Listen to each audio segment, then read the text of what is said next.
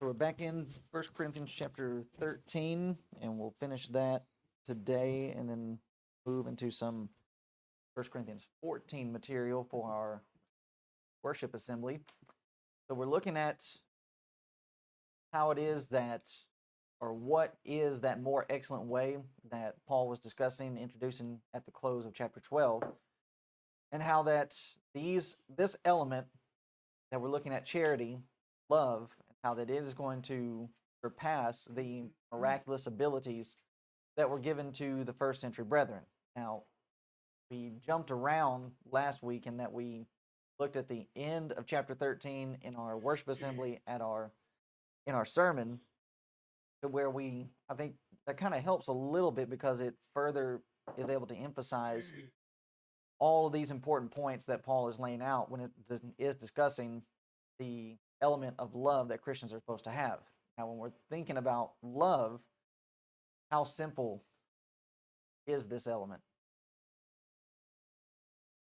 Or is it simple? Well, it could be. It's the same with Christianity. How to become a Christian, to learn about that is easy, but to maintain study and it's hard. It's both. I mean, easy to do, but being humans, we Okay. Same with love. Right.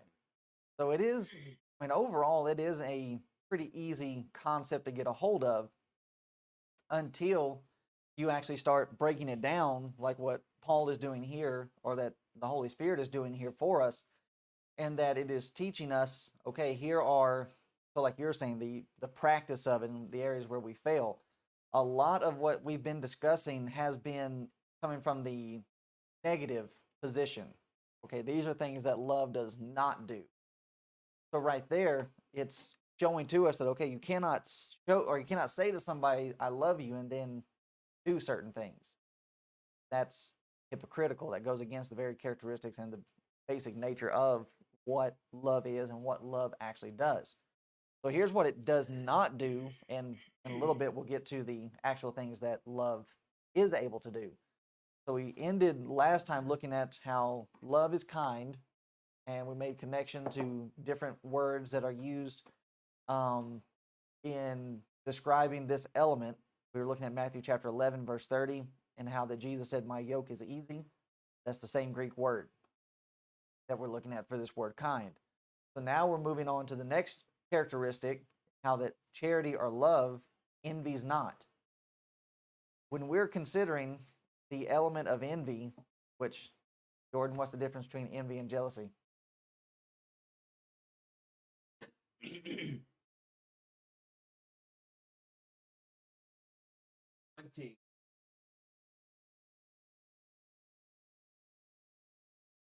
Okay. So jealousy is just the thing of, okay, I don't like that you have that. But then envy takes it to that next level where it's not only am I not happy that you don't have it, but I'm going to do what I can to be able to either take it from you or make it to where you're not able to have it. So it's the idea of, well, if you can't have it, or sorry, if I can't have it, then neither can you. And so when we're considering what this word envy is, what its basic word function breaks down to, it just simply means to boil up or to boil over. Now, that can be in a good way, or it can be in a negative way. In John chapter 2 and verse 17, we have this same word being used and being describing Jesus, and it's used as or translated as the word zealous. And his disciples remember that it was written, the zeal of thine house hath eaten me up. That's the same word that we have translated as envy. In Acts chapter 5 and verse 17, here's another negative concept. Then the high priest rose up, and all that were with him, which is the sect of the Sadducees, and were filled with indignation. So there's that envy word again, a boiling up, a boiling over. But as we said, it just depends on what the context is as to how you're using it. The word zeal doesn't. That's right. So when we're considering, when we're thinking about it, just when we have this word envy, it automatically brings about its negative connotation. But as we're saying, to be envious simply means to burn or to even, to a degree, stir up, which we're going to look at in just a moment, being used as another word that's in this context. But if we are, like, if we're envious over something like what Jesus is envious over, and that he's using this zeal and this energy, we know what he was doing. This is where he overturned the money changers, and actually this is the first time that he did it. He did it twice in his lifetime. So here's the first time that he did it, and now it's being connected with this zeal or this burning for, but notice it's not for something bad, it's the zeal of thine house has eaten me up. So it's this righteous, so even with this word, indignation, is there not a righteous indignation? Yeah, there is. So not all indignation is bad, not all boiling up or being fervent is bad. It just depends on the context and how we're actually using it. So, of course, love is not going to use this in a negative context. Love is not going to be boiled up into such a degree to where it's going to try to mistreat or to misuse anybody else. Now, we've already seen this word being used with the Corinthian brethren. Back in 1 Corinthians chapter 3 and verse 3, when he was mentioning about their carnality, and the first thing that he mentions with their carnality is how that they are in fact envying one another. And what is produced out of that envying? There's strife, there's division that comes from this envy. So here's how they are being boiled up and how they're burning for the wrong things. Here's somebody that's getting more attention than me, somebody who's getting more praise than I am. And what do you start trying to do? Well, you start trying to take what they are getting. And so even here we have this direct link between what we're discussing here in 1 Corinthians chapter 13 and how it's been illustrated earlier in this letter. The absence of love and that allowing envy to grow. Envy to grow, fester, and then to produce itself into these different areas. In Galatians chapter 5 and verse 20, where you have the works of the flesh being listed, it's the word emulations. Same Greek word, where we have translated envy. So here's, all these different passages where we're dealing with this topic, and how that if you are going to have the proper love that the Bible teaches about, which is loving the way that God loves, then you're not going to have these type of things. In Acts chapter 7, I don't have this in the PowerPoint, but in Acts chapter 7, when Stephen is preaching to the Jews, and he starts bringing up the Old Testament fathers, the patriarchs, and discussing what they did to Joseph, he says very clearly and without any hesitation that the reason why Joseph's brothers did to him what they did was because of envy. So there we are, further getting an illustration as to how powerful envy is and what it actually does. It can move your own flesh and blood to the degree, not only where they'll sell you into slavery, but what if they want to do to him first? Or if they wanted to kill him. And it's just like, you would think, how in the world could you do that to your baby brother? Well, that's just how powerful envy is. So it's jealousy, but taken to a whole another level. Yeah, you're jealous, but you're moving to the realm of envy, and that now you're actually taking action. And James also gives us a really good illustration on how envy works and how detrimental it can be. James 3 and verse 13, beginning. We're actually going to go through verse 16. James writes to these brethren, and he says, "Who is a wise man and endued with knowledge among you? Let him show out of a good conversation his works with meekness of wisdom." So meekness is in fact something that goes against and is contrasted to this envy. But he says in verse 14, "But if you have bitter envying," so it's not just envy here, but you have an adjective being put in front of it. Envy has its own characteristic, but now it's bitter. If you have bitter envying and strife in your hearts, glory not and lie not against the truth. This wisdom descendeth not from above, but is earthly, sensual, devilish. This is something that is not becoming of Christian character or of Christian attitude. So as you know, as we point, yeah. So as we pointed out with Joseph and his brothers, oftentimes you see this going on amongst sibling rivalries, and it's just like that's even in that regard. So number one, parents shouldn't have any type of partiality. That was the problem between Ishmael and Isaac. Yeah. So with different. right. Yeah. According to somebody on Facebook. So you have Ishmael and Isaac, and no, I'm sorry, not Ishmael and Isaac. It's Esau and Jacob. Isaac is the father. Isaac loves Esau. Rebecca loves Jacob. And each child is getting preferential treatment from the other parent, to where it ends up producing an unnecessary rivalry between the children, to where you have Jacob being willing to go and lie to his father and stealing from his brother what was rightfully his, but at the same time, God was already going to give that to Jacob because it was prophesied that that was what was going to happen, was that the older was going to serve the younger. But because of that, and because of that sibling rivalry, what ends up happening to Jacob? All right. Yeah, he has to flee from his brother because now his brother is wanting to kill him. And because of what? I want what my brother has. When instead, from what we looked at in chapter 12, how are the different members of the body supposed to deal with one another? It was towards the end of it. We're all members of the same body. We have different functions. And then he says, if one member blank, then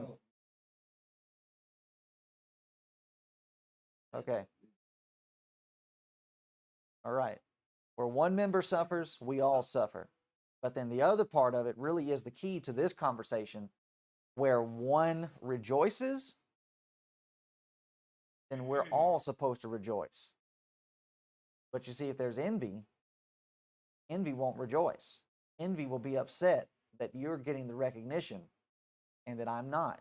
You're getting the praise and I'm not. That's not how we're needing to be. And that really is a difficult thing when somebody is being honored to be able to, go up and say, "Hey, I'm happy for you." But oftentimes it's a situation of, well, why are they getting the attention and I'm not? They did something that was worth recognizing. Be happy in that. And when it comes time for you to be recognized for doing what you're doing, you'll get the recognition. And so even then, what if we don't get the recognition? So what? That's the attitude of a servant. A servant doesn't do things to be recognized. A servant just does things because it's their job to do them. Doesn't matter if you get a good, if somebody comes up and says good job or not. And there's a lot of things that go on inside of, the functions of the church that a lot of people aren't going to see. Now, we have a responsibility to say, to give thanks and to be thankful and, to give people praise when they do certain things, but it's the reality of you're not always going to get the praise and recognition. At the end of the day, that's fine. Because even though men do not see it, who does see it? Matthew chapter 6. Don't go praying on the corner. Go to your closet. Because your Father which sees in secret will reveal in secret. So that actually, well, we haven't finished James 3. So it's earthly, sensual, devilish, for where envy and strife is, notice, there's confusion and every evil work. Envy opens the door to a lot of things. So just how often a lack of love has led people to be envious. Now, moving on to the next thing, the next characteristic is actually where these things are colliding and where these things are actually connected. Vaunteth not itself. Love doesn't do that. Love does not boast itself. It's not boastful. I think the New King James actually says it does not parade itself. It doesn't put itself on show. It's not egotistical. It's not there. The love of self-display is not going to be found in biblical love. So again, what about a member of the body that gets recognized for something, but I don't? Okay, it's fine. That's not why I'm doing this. I'm doing this because I love the Lord. I love the church. And if that's my motivation, doesn't matter. If anybody sees me and says, good job, thank you or not, gives me a pat on the back, not why we're here. So it takes us right back to where we were in 1 Corinthians chapter 1, verse 12, where they were saying, where their ego is coming back in. I'm of Paul, I'm of Apollos, I'm of Cephas, I'm of Christ. It's all about trying to get attention and building themselves up. And we've already brought this up, Matthew chapter 6. We can see how a lack of love will use religious things, religious elements, so as to boast oneself. Take heed that you do not your alms. That's helping the poor before men to be seen of them. Love doesn't do that. It's not doing it to be seen. Otherwise, ye have no reward of your Father which is in heaven. Therefore, when thou dost thine alms, do not sound a trumpet before thee, as the hypocrites do in the synagogues and in the streets, that they may have glory of men. That's not why we're in this. That's not why we're doing this. Verily I say unto you, they have their reward, which is this right here. Okay, you'll get the praise of men, but you won't get any praise from God. But I'm doing what he says. Yeah, you are doing what he says, but you're doing it with the wrong motivation. As we said, this is attitude that goes along with action. Your action may be good, but your attitude is evil. And you're not going to get rewarded for that. So a lack of love will move us to use religion so as to parade ourselves around.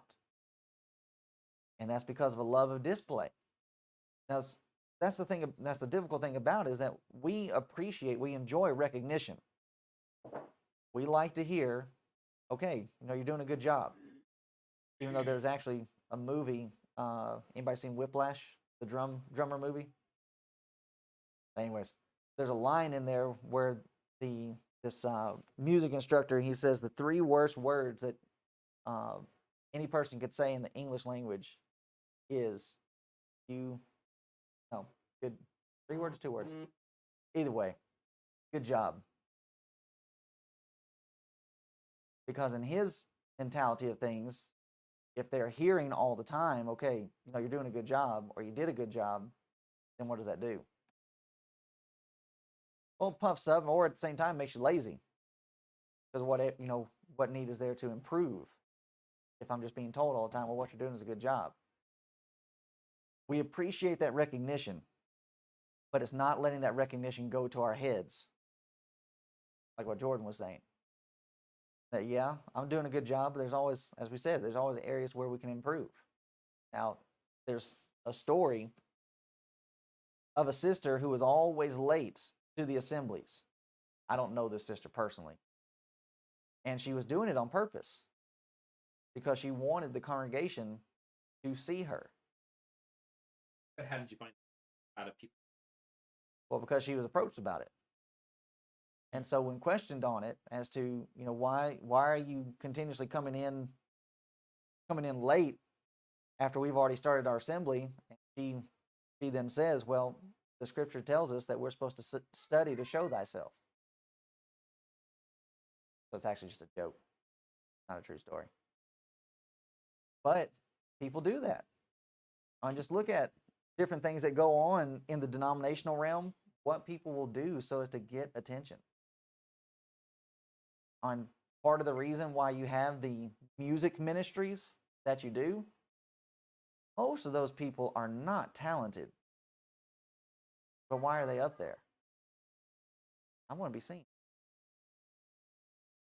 And then go to some other congregations, the charismatic churches, Pentecostal, and such as that. And then you got these ladies, they come into services and they're wearing these huge hats. And it's almost like they're trying to compete with one another as to who can get the biggest hat. And it's like, why are you doing that? I mean, you're walking in there like a peacock. Let me fluff my feathers so people can see me coming in. We want to be recognized, we want to be appreciated, but it's at the same, and we should recognize people and give them the appreciation that they deserve, but it's at the same time realizing that that's not the end all be all as to what this is about. That I'm doing these things even if I never hear somebody say, okay, yeah, you've done a good job. I know that God is going to tell me that I did a good job once we make it to the other side. I mean, is that not in fact one of the promises that's given to us? That we will hear him say, what? All right, well done, my good and faithful servant. So even if I never hear that from any of my brethren, I know that I'll hear it from God. And that's what matters. So moving on to the next one. It doesn't vaunt itself, it doesn't boast itself, is not puffed up, is not arrogant. Arrogance and pride, these are just hugely opposed to the basic principle of Christianity and that of humility. You can't be humble while at the same time being prideful. So and especially when we are considering that when we come together in these type of assemblies and we are brought together into the sight of God, that ought to be a constant reminder of just how little we actually are. That we are to view ourselves in the light of God and His holiness, in His majesty. And when I start looking at things from that aspect, there is no place for pride or for arrogance. That the fact that we are even here, that we have the chance to be here, is because of His mercy and because of His grace. And then the other area as to why this is not to be encouraged amongst brethren is because arrogance leads to being overly sensitive. If you have this pride and this high-mindedness about yourself, you'll run into situations like this where, somebody will say something to you and not even mean it in any type of way. But then we just start playing that game of why did they say that to me? And don't they know who I am? Being overly sensitive. Just a joke. Lighten up. Don't take things so seriously. And then it ends up moving us into the position where we have the mindset of, well, I'll give them exactly what they gave me. Retaliation. A tit for tat type of situation. And when we look at certain biblical or different biblical characters, for example, our greatest example, which is going to be Christ, all of the slurs and insults that were thrown at him,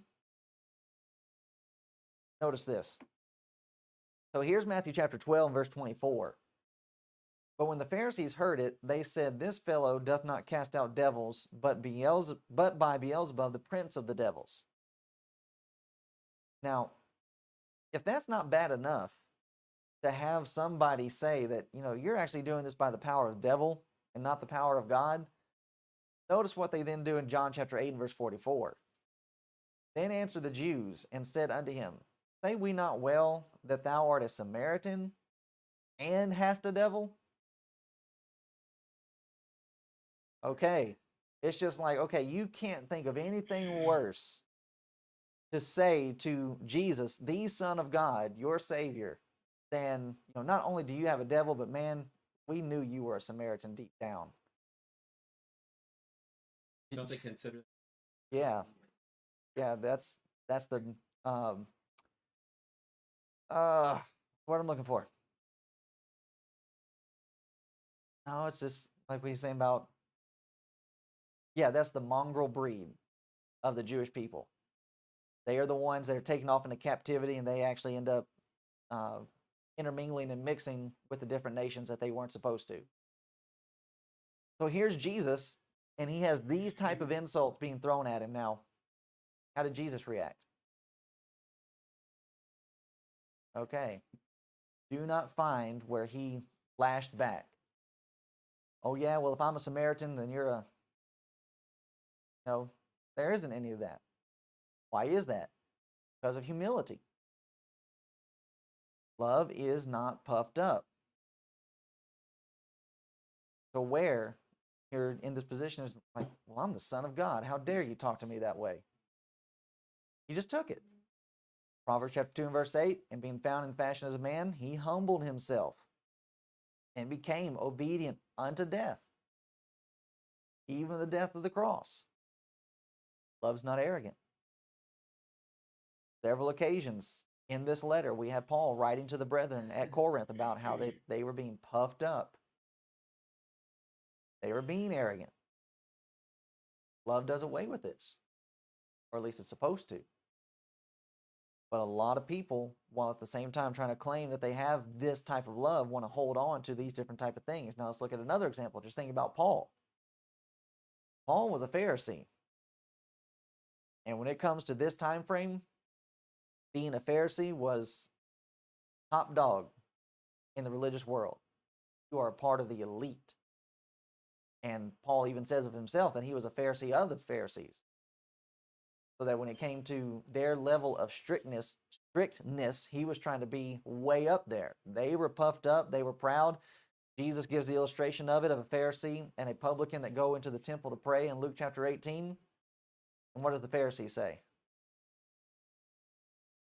Okay, I tithe, I give of my goods, and then he says, and Lord, I'm thankful that I'm not like this publican.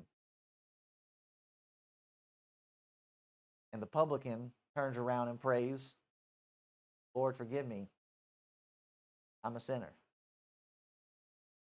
There's the arrogance being contrasted with the humility that's supposed to be had.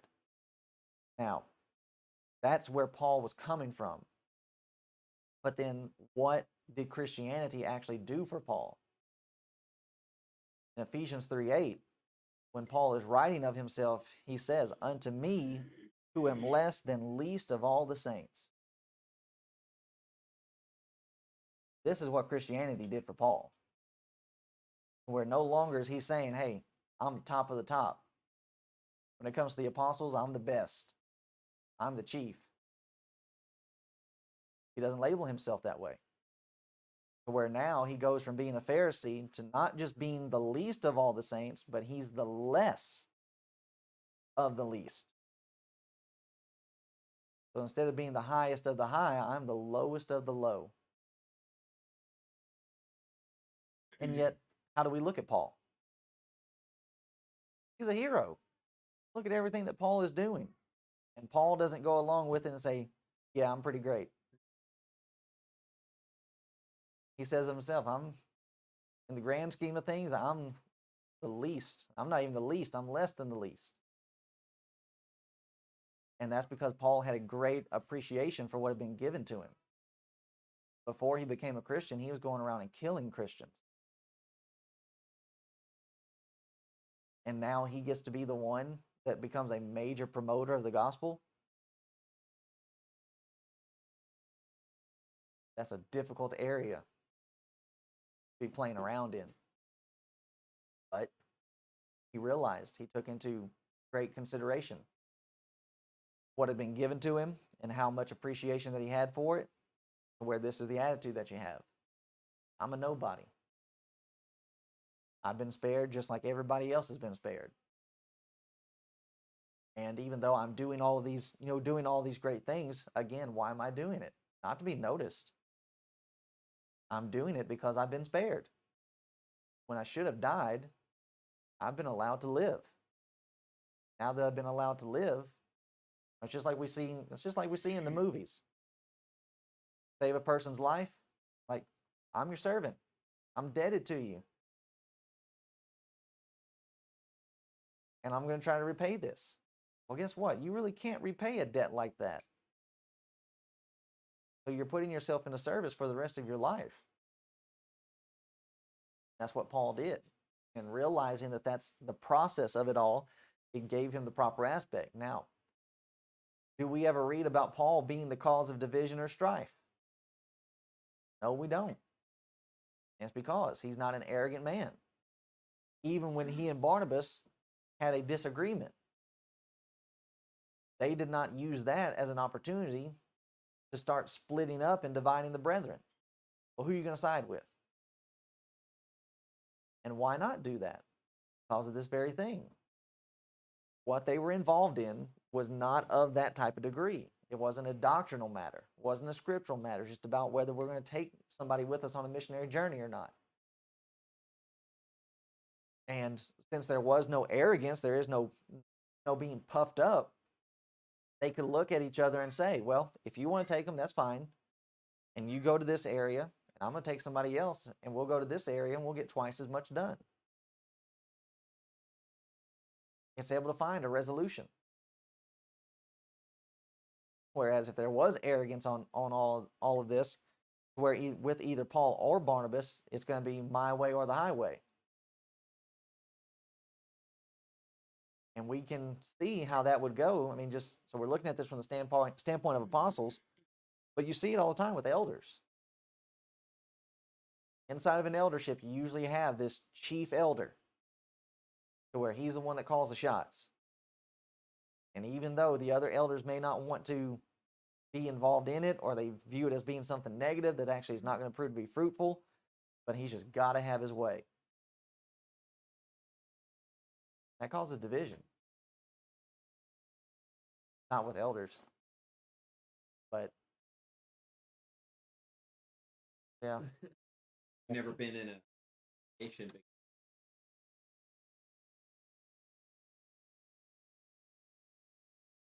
got a story to tell? Oh, okay. Well, it's just being on support like we were and like we are now. It puts you in connection with congregations that do have elders. And yeah, I mean, there's been situations where problems will arise in a certain congregation that has an eldership, and just once you get into communication with them, start finding out real quick.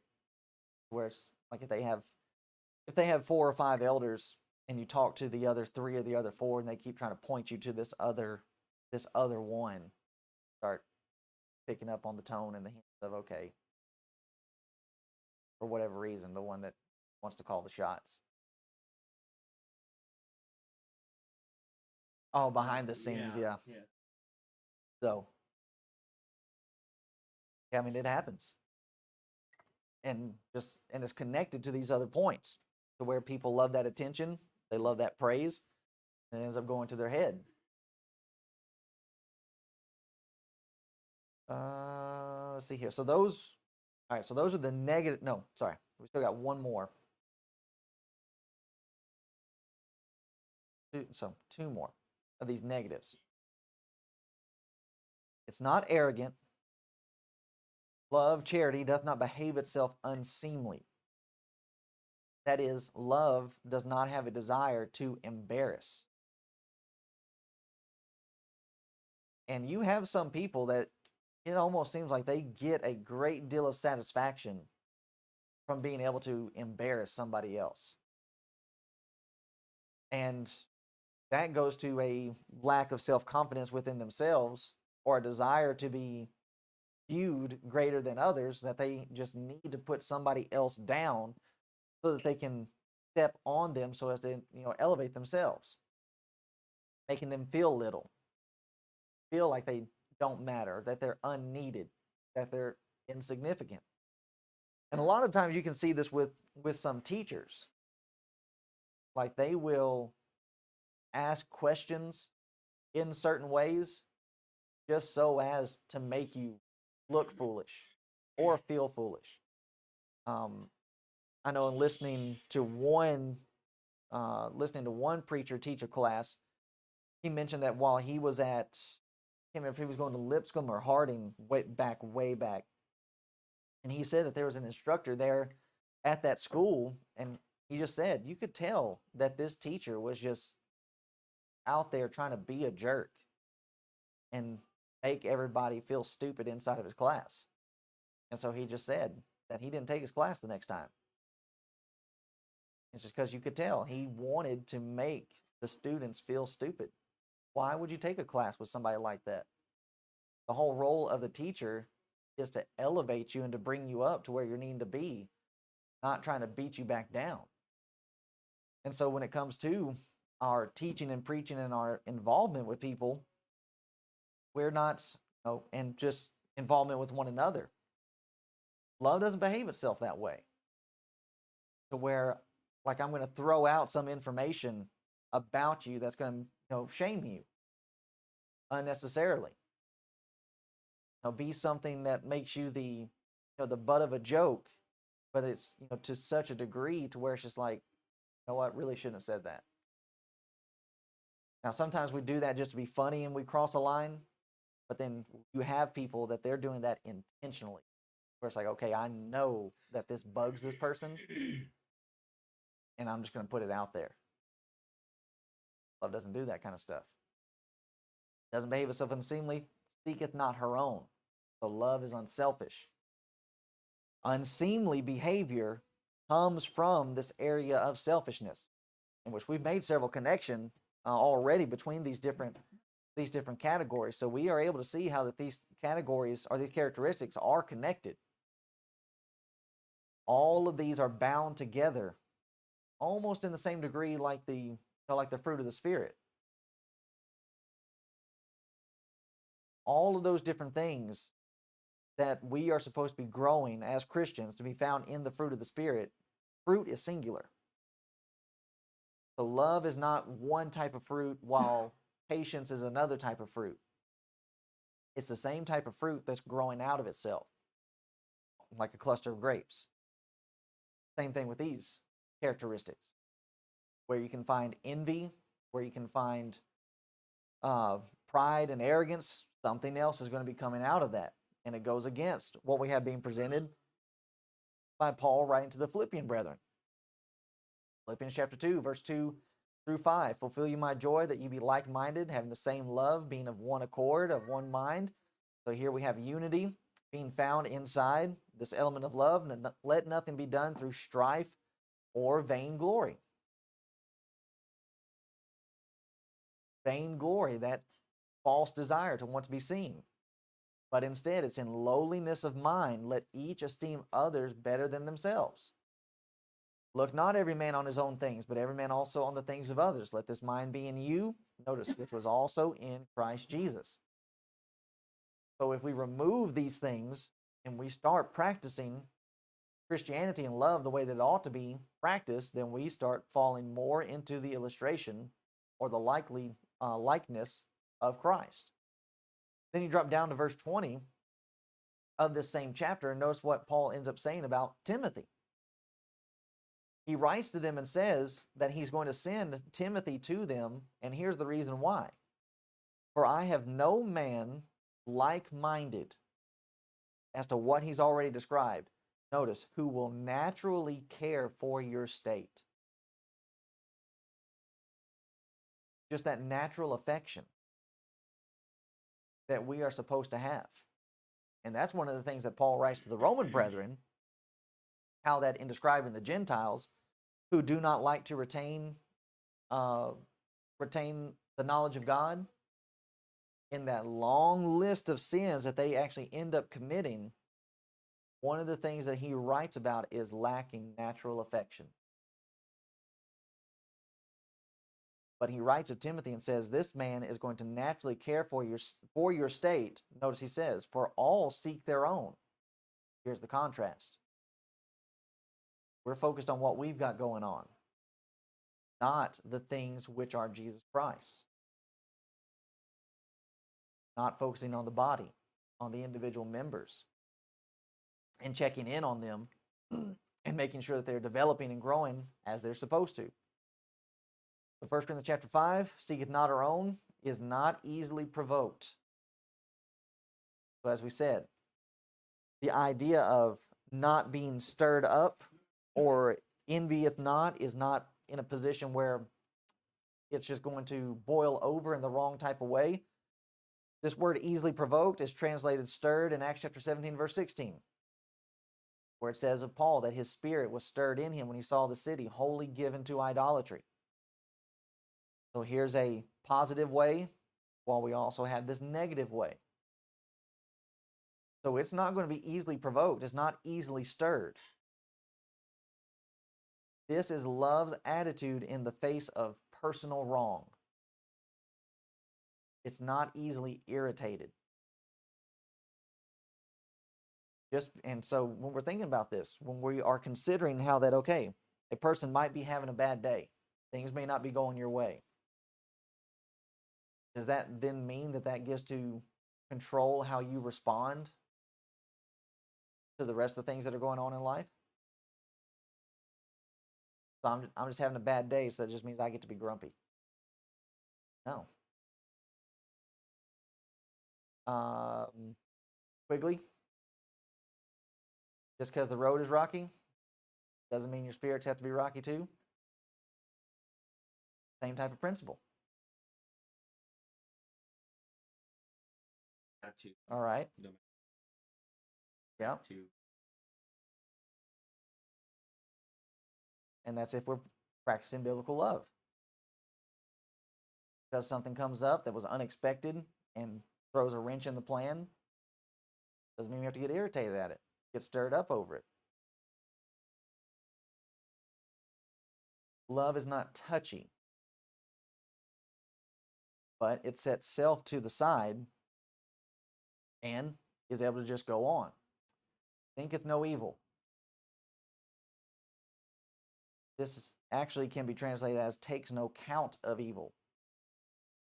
And this is actually an accounting term.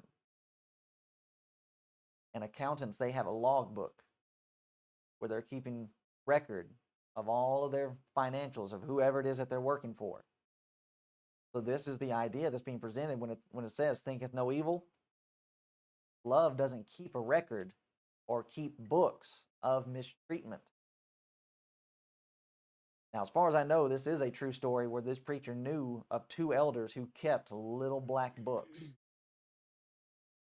And it was recording and accounting for the sins that the elders were committing and that other brethren were committing inside of the congregation. And it was all for the purpose of, if somebody ended up, trying to step out of line or do something to one of these individuals, one of these elders, guess what they could do? Well, you remember back here when you did this? That stuff goes on. That was going on in Virginia. Johnny was keeping a record of every little thing that anybody did. So if the time came that he needed to beat somebody back, he could do it. And that's a clear violation of what this teaches. Love doesn't do that kind of stuff. And if we have passages like Hebrews chapter 10, verse 17, where God says that our sins and our iniquities I will remember no more, if that's how God views us when we commit sin and we ask for forgiveness, if he's not keeping a record, why do we need to keep a record? We don't. Rejoice is not in iniquity. Love is never glad when somebody does wrong. Doesn't rejoice in evil. Doesn't rejoice in sin. But it also does not rejoice when the person who commits evil suffers for it. Love doesn't say, yeah, that's what you get. Love doesn't say, yeah, that's good enough for you. Because many times when we understand justice is going to happen. Those that commit sin, you're going to be punished for it. And when you read your Bible, you always see it, that when the judgment of God ends up coming on the wicked, the righteous are usually there to weep. Because it ends up being to such a huge degree of what they were not even expecting. Where it's like, yeah, they did some terrible things, but man, this is bad. We realize that justice is required. People are going to be punished. I mean, just like the criminal that murders somebody, okay, the Bible says your life is supposed to be taken. But whatever the means of execution is, I don't need to be there with a smile on my face. Because it still is a terrible situation that a life has to be taken. I mean, even with the Old Testament and the children of Israel going to war as often as they did, how should they view that type of situation? They should view it in this type of way. Most of the time when they were going to fight other nations, it was judgment. That God was sending them in. Okay, these people are so wicked, they need to go. Okay, that doesn't bring any type of pleasure.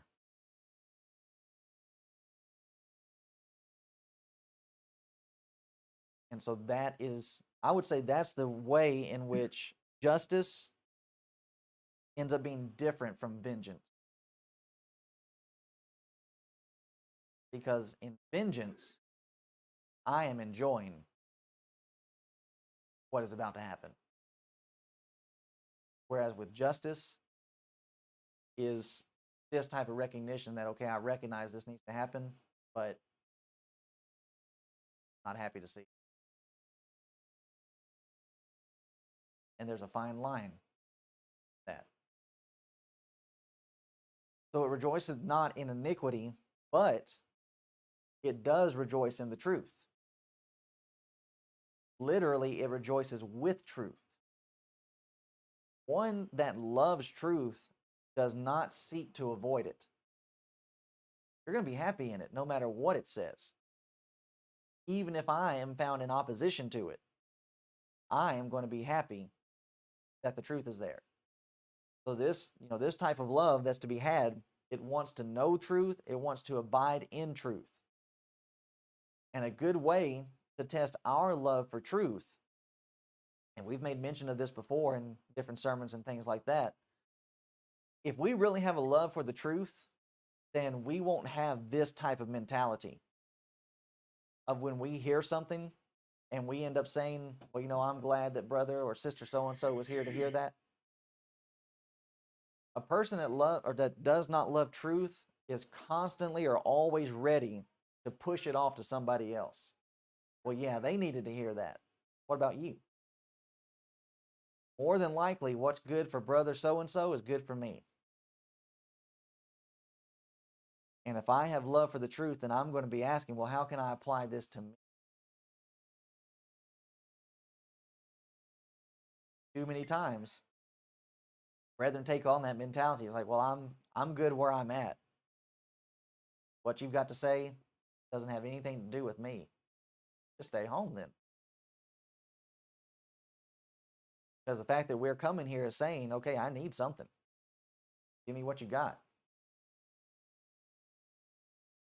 So there's the negative side of things. We're going to move kind of quicker through these last few and looking at some of the positives. We now go into the optimism that love is supposed to have. So here are the things that love does not do, but here are the things that love is supposed to do. Love is to bear all things. That's the idea of carrying a heavy load, but it's also the idea of keep confidence. That you're bearing a load like a house would or pillars will to hold up a roof, so that when someone does something that's wrong, it's not going to be broadcasted. But that this is in fact a place where individuals can come so as to find protection. Almost like the idea of a sanctuary. It beareth all things, it believeth all things. In believing all things, that is putting the best construction on things. Love is not suspicious. But in fact, love will give the benefit of the doubt. To where if I heard somebody out in the community come up and want to tell, something about one of you, I'm not going to take what they say at face value. Because as being brethren, I'm going to give you the benefit of the doubt. That, okay, this person might have a grudge against somebody, got an axe to grind. And then on top of that, you don't have the full picture of stuff until you talk to everybody involved. So it's not a situation to where if somebody comes with an accusation, that I'm just not going to hear it, that I'm not taking it in. But it's just the thing of, listen, I'm hearing what you're saying, but until they give me a reason not to give them the benefit of the doubt until the evidence is presented, I'm going to trust my brethren. And what a shame it is. So I have seen this personally when it comes to like with how we would do things in Virginia, and then different Baptists or Pentecostals or whoever would want to try to call some of our brethren complaining about us. And then our brethren would be ready to take the word of these Baptists before they even come and talk to us or investigate as to what's going on. That's not what love does. We are brethren together. You ought to be willing to give me the benefit of the doubt that, okay, this Baptist or whoever, this denominational person, is clearly just upset about something. Let me call these brethren and see if they've got some evidence to show what really happened. And guess what? Usually there is some type of evidence that we did not go in there and just disrupt things and make people mad and so on and so forth. But most of the brethren, when they got those kind of calls, they'd just be ready to jump on us. Like, we're not even getting the benefit of the doubt here. You're not even giving us any type of room that this person is just indignant and actually bearing false witness and spreading lies and mistruths about us. Believes all things, hopes all things. Love is not pessimistic. Love believes that things will be better. Now, we can see this being illustrated by the fact of Paul writing this letter. As Paul is writing this letter, how do you think his attitude is? Well, this won't do any good, but I'm going to write it anyways. They're not going to change their minds. Too many times, this is how brethren look at things that need to be done. But what good is it going to do? You don't have the proper understanding of what love is. When it comes to correcting brethren, well, what good is it going to do? Love doesn't think that way. Love hopes that, you know what, this is going to go fine. They are going to make the proper changes that they're needing to make. And it's because of this type of attitude that a lot of stuff does not get done inside of the church that needs to get done. Because they don't have any hope that it'll actually do what it's supposed to do. We have a lot of pessimistic brethren. And because of that pessimism, whether it be with church discipline or with evangelism or just what have you, a lot of stuff ends up not going forth into production just because it's, well, at the end of the day, it's not going to do any good. Endures all things. It hopes all things, it endures all things. It doesn't give up. This is on the same level, the same page as patience, but it's a little bit different because with endureth, we see that this is coming from the word endurance. So patience is just we can patience, suffering long, so on and so forth. But the idea of endurance is that you are actually carrying on through a long, strenuous process. Like we said, it's like running a marathon. Or like we were joking the whole time about going up on our hike and how the brain is having to lie to the rest of the body. When your legs and calves and shoulders and everything are wanting to stop, and the brain is saying, no, just a little bit further. You're okay. You're fine. That's what love does. When hope is disappointed, love continues believing. Things will improve. Things will get better. Now, even with those things, because of these things because of having all these things means that love never fails. That's, going to the point that Paul is trying to prove. Charity never faileth. Here's why. Now, here's what this does not mean. It does not mean because we love someone that will assure their salvation. We can have these proper characteristics of love and go about and trying to help people, and they will still end up being lost. But even with that, does that mean that we failed? No. Even if their soul is lost, I am blessed by what I have done. I've grown through the situation. I've been able to put to practice things that we are studying from the scriptures, that we're adding to our knowledge and we're adding to our remembrance. And when we practice love in this way, it is designed so as to make us to improve. This is what helps us to grow in our spiritual life, to where we are able to beat back and put down more of the flesh and to be more spiritual.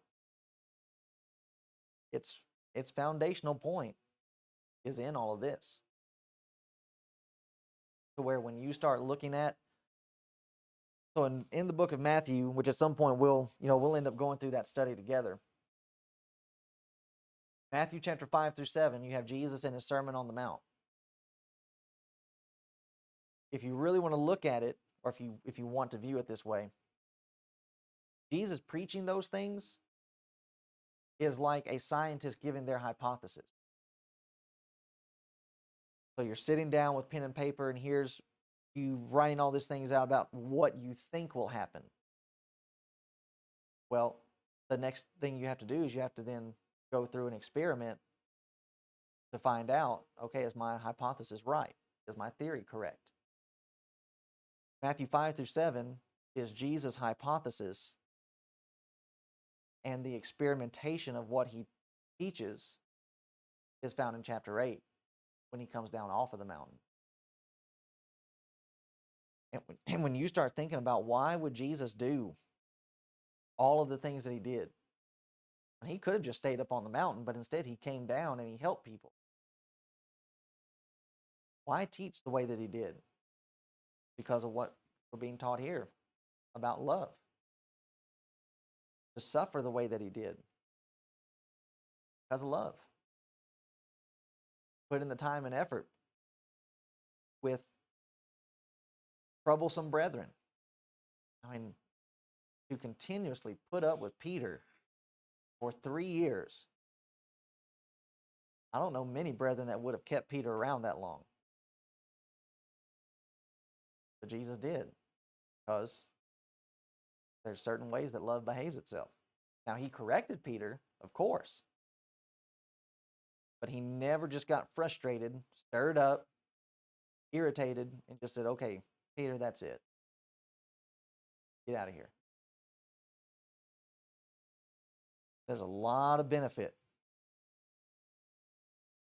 to start trying to implement these things. And it's not, so even there, it's not just a situation of helping us inside of the Lord's church, but just as we made connection to like the sibling rivalry, situation. This is stuff that's going to help us everywhere. With our spiritual brethren, with our physical brethren, husbands, wives, parents and children, going out with your coworkers, with your boss. This finds its application in every realm of life. That if this is how we'll behave, it'll be good for us. Even when people don't want to behave this way, if we behave this way, it makes it to where even we can live at peace with our enemies. That's chapter 13. Any other thoughts, questions, comments?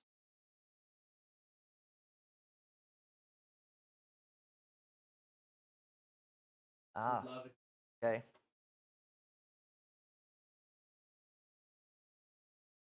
Yeah. So yeah, just That's comes it. just Just comes down focus. to what the aim is. I take that. Yeah. Right.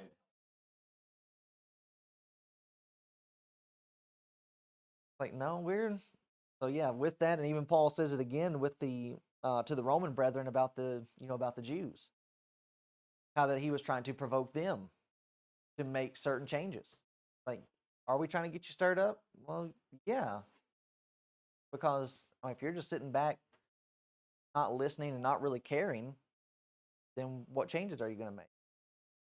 But if we can kind of poke the bear a little bit, get you upset, angry, and actually get you engaged in it, then that'll produce some change. You'll actually start looking into stuff. And many times people end up obeying the gospel because, and they have said it, you just made me so mad that I had to prove you wrong. And then studying, they realized, okay, I'm not going to be able to prove them wrong because I'm wrong. So yeah, there's a good way to provoke and there's a bad way to provoke. So yeah, that's a good point. All right, anything else? Okay, we'll stop there. Went a little bit over just so we could chapter done.